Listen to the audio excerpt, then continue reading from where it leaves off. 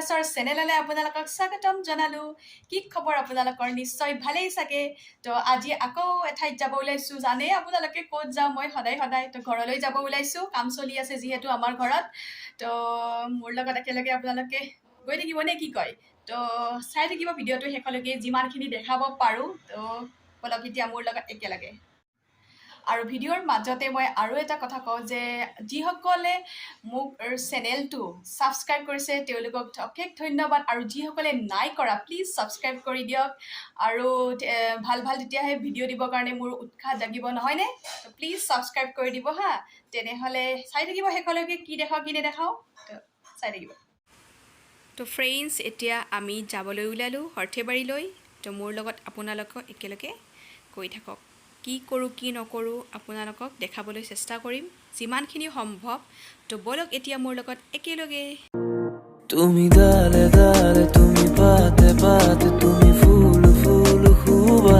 খুবা friends তো এতিয়া আমি গাড়ীত গৈ আছোঁ গুৱাহাটীতে আছোঁ বাৰু তো এয়া মই ভণ্টি মা সিহঁতে হাই দিছে তো এয়া তো একেলগে গোটেইবোৰে গৈ আছোঁ গাড়ীত আৰু আগৰ পিনে দেউতা বহিছে তো একেলগে গাঁৱত গৈ লগ পাম আৰু তো গৈ থাকোঁ বলক এতিয়া একেলগে তুমি হিতি হিত নিহালি তাপ তুমি নয়ে নয়ে তুমি পাৰ পাৰ তুমি হলে দূৰ হিয়াত হাহাকাৰ ইনো চাৱনীৰে কৰা চিকাৰ ফ্ৰেণ্ডছ এয়া মালিগাঁৱৰ জাম সকলোৱে জানে আৰু বিখ্যাতে হৈ গৈছে তো এয়া মালিগাঁৱৰ জামত ফচি আছোঁ আৰু তো কেতিয়া ঘৰ পাওঁ কেতিয়া কি নাজানো তো এয়া জামত ফচি আছোঁ তো এই হৈছে আৰু কাৰবাৰ অনুভৱী হিয়াটো দুচকু হিমনাটো যা যাবৰী ভাৱনাটো তুমিহে আছা পুৱতিৰে কোলাটো সন্ধিয়াৰে আচলটো বাৰে বাৰে বিচাৰো কাষলে আহা আহিছো আহিছো তোলে চোৱা তেজে তেজে তুমি ফ্ৰেণ্ডছ তো আজি নেক্সট ডে' হয় আৰু আহিবৰ দিনাখন আৰু মই ভিডিঅ' কৰা নহ'লে ভাগৰো ধৰিছিলে বহুত আৰু এতিয়া ঘৰটোৰ এইবোৰ ৱালবোৰত পানী মাৰি আছোঁ ৰুমৰ তো এয়া অকণমান দেখাই দিলে ভণ্টিয়েও আপোনালোককো দেখাই দিলোঁ কি কৰি আছোঁ কি কৰা নাই তো মাজে মাজে তেনেকৈ ময়ো মাৰোঁ মায়েও পানী মাৰে তো তেনেকৈ আৰু চলাই গৈ আছোঁ তো চাই থাকিব আৰু ভিডিঅ'টো কিমান দেখাব পাৰোঁ ফ্ৰেণ্ডছ এয়া আকৌ এদিন নেক্সট ডে' হয় মই গৈছিলোঁ বালিলেচা মন্দিৰলৈ তো এয়া হৈছে সন্মুখৰ ভাগখিনি তো অকণমান আপোনালোকক দেখালোঁ আৰু ভিতৰতো মই সিমান ভিডিঅ' কৰিব পৰা নাই তথাপিও যিখিনি পাৰোঁ আপোনালোকক দেখাবলৈ চেষ্টা কৰিছোঁ বলক এতিয়া ভিতৰলৈ যাওঁ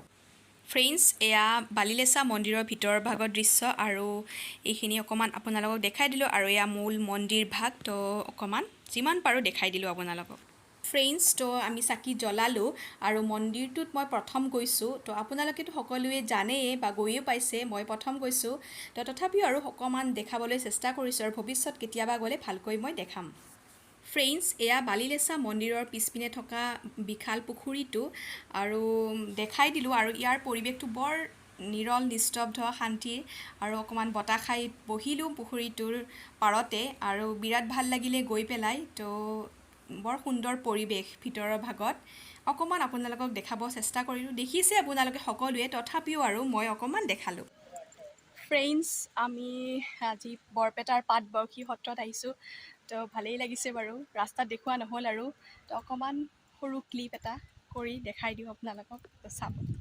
ভণ্টিও আহিছে মোৰ লগত ফ্ৰেণ্ডছ আমি এতিয়া শ্ৰীমন্ত শংকৰদেৱৰ পদশিলাৰ থকা ঠাইখিনিলৈ গ'লোঁ আৰু এয়া ভিতৰৰ ভাগৰ দৃশ্য আমাক অকণমান দেখায়ো দিছে তো এয়া ভিতৰৰ ভাগত ভণ্টিও ফটো উঠাই আছে এয়া পদশিলা ধুনীয়াকৈ ইয়াতে থৈ দিয়া আছে শংকৰদেৱৰ এইটো হ'ল পদশিলা তো আমি ধুনীয়াকৈ চালোঁ ইয়াতে আৰু আমাক বুজায়ো দিলে কি কি কথা কি বতৰা পদশিলা চোৱাৰ পিছত আমি এতিয়া গুৰুজনাই ৰচিত সাঁচিপতীয়া নাটসমূহ দেখিলোঁ আৰু সেয়া হৈছে কালীয় দমন নাট ৰুক্মিণী হৰণ পাৰিজাত হৰণ পত্নীপ্ৰসাদ কেলিগোপাল নাট ৰাম বিজয় নাট এইবোৰ আমি তাত দেখিবলৈ পালোঁ এতিয়া আমি পদশিলা থকা ভিতৰৰ ভাগৰ পৰা ওলাই আহিলোঁ আৰু এতিয়া আমি যাম কালিন্দী আইৰ বিচনা থকা বাসগৃহলৈ। তো বলক এতিয়া আমি ভিতৰলৈ সোমাওঁ। এয়া আমি ভিতৰৰ ভাগলৈ সোমালোঁ। এয়া হ'ল কালিন্দী আইৰ বাসগৃহ আৰু তেখেতৰ তাত মানে বিচনাখন আছে, তো ধুনীয়াকৈ সজাই থোৱা আছে। আমি এতিয়া ভিতৰলৈ সোমালোঁ। তো বলক এতিয়া আমি কালিন্দী আইৰ বিচনাখন চাওঁগৈ। এয়া হৈছে বিচনাখন কালিন্দী আইৰ। এয়া ভণ্টিও ফটো মাৰিছে, ময়ো অকণমান ভিডিঅ' বনাইছোঁ। তো ধুনীয়াকৈ সুন্দৰকৈ সজাই থোৱা আছে গামোচাৰে সৈতে, আৰু তাত চাকি গছিও জ্বলাই থৈছে। তো সুন্দৰ পৰিৱেশ, আৰু কোনোদিন মই দেখাও নাছিলোঁ, এইবাৰ প্ৰথম তাত গৈছোঁ, আৰু তো বৰ ভাল লাগিছে গৈ পেলাই। তো এয়া সুন্দৰ পৰিৱেশ আপোনালোককো দেখাই দিলোঁ।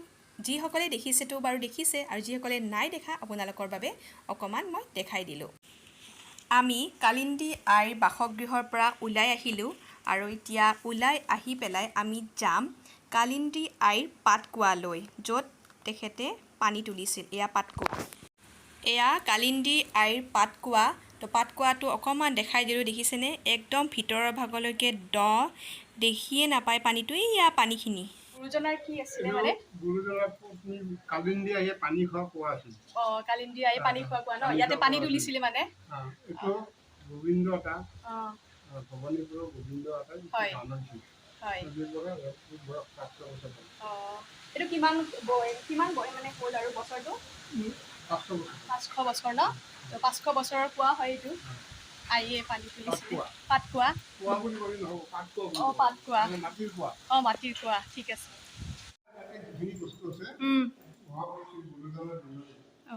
কি কি আছে ইয়াতে? এইখন গৰু আসন ন?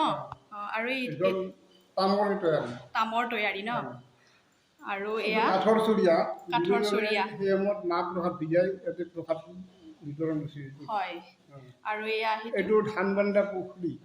ধান আজিকালি বন্ধা। ধান বান্ধি চিনিয়ে নাপায়, হয়, ধানেই চিনি নাপায়। হয়। আৰু এইটো হ'ল প্ৰথম সত্ৰখন স্থাপন কৰোঁতে এই দৰ্জা ন? প্ৰথম সত্ৰ স্থাপন হওঁতে। এয়া তাম আৰু ৰূপৰ। ঠিক আছে। আৰু এয়া এইখন এই শাস্ত্ৰবিলাক লিখিছিলে। এই শাস্ত্ৰবিলাক এইখন টেবুলত বহি এইখন বৰ পীৰা বহি পায়। হয়। আৰু এইখন প্ৰায় পৰীক্ষাটো আহে। শংকৰদেৱে শাস্ত্ৰ লিখা পীৰাখনৰ নাম কি? হয়। কৰ গছৰ বৰ পীৰা ন? এইখনত মানে শাস্ত্ৰ লিখিছিলে। আচ্ছা। এইখন নৰনাৰায়ণে গুৰুজনক উপহাৰ দিছিল। কোনে দিছিলে উপহাৰ? চিলাৰাই দিছিল। হয়। আৰু এইবোৰতো তেখেতৰ নিজে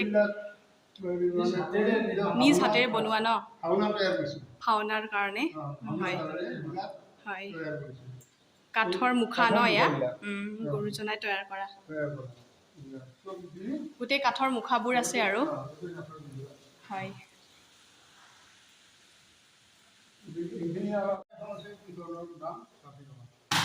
এইখন গুৰুজনাৰ মানে লিখা হয়। গোটেইবোৰ পোৱা যাব ইয়াতে। গুৰুজনাৰ বংশাৱলী, গুৰুজনাৰ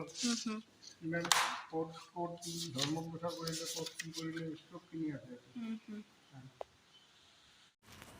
এয়া হ'ল পাটবাউসী সত্ৰৰ ভিতৰৰ ভাগৰ দৃশ্য। খুব সুন্দৰ নিৰল নিস্তব্ধৰ পৰিৱেশ এটা, আৰু গছ গছনিৰে ভৰা। তো গুৰুজনাৰ এয়া সত্ৰখন আহি পেলাই খুবেই ভাল লাগিলে। তো এয়া ভিতৰৰ ভাগৰ দৃশ্য। ফ্ৰেণ্ডছ, তো যিখিনি পাৰোঁ দেখালোঁ আপোনালোকক। চাই থাকিব আৰু ভিডিঅ'টো কি দেখাব পাৰোঁ। ফ্ৰেণ্ডছ, এয়া গুৰুজনাই গা ধোৱা শিলাগৃহ। তো বলক এতিয়া আমি ভিতৰলৈ যাওঁ শিলাগৃহৰ। এয়া হৈছে গুৰুজনাই গা ধোৱা শিলাগৃহ, আৰু এই শিলটিতে গুৰুজনাই গা ধুইছিলে। তো অকণমান আপোনালোকক ভিতৰৰ ভাগ দেখাই দিলোঁ। এয়া হৈছে গুৰুজনাই গা ধোৱা শিলাগৃহ। এইজোপা গুৰুজনাই মানে পুতিছিলে। কি গছ হয় এইডাল? কেলি কটন। গুৰুজনাৰ দিনৰে। হয়। 500 বছৰ পুৰণি হ'ল ন? ফ্ৰেণ্ডছ, মই গুৱাহাটীৰ পৰা যোৱাৰ পৰা আৰু য'ত য'ত গৈছোঁ মই গাঁৱত গৈ পেলাই, তো সকলোবোৰ আপোনালোকক থুলমূলকৈ অকণমান দেখাবলৈ চেষ্টা কৰিছোঁ। যদি মোৰ ভিডিঅ'টি চাই ভাল পালে তেনেহ'লে please like, comment, share and subscribe কৰি দিব। আৰু ভিডিঅ'টি চোৱাৰ বাবে অশেষ ধন্যবাদ। আৰু যিখিনি সম্ভৱ আপোনালোকক মই দেখাবলৈ চেষ্টা কৰিলোঁ। তেনেহ'লে আজিলৈ আহিছোঁ। Bye bye.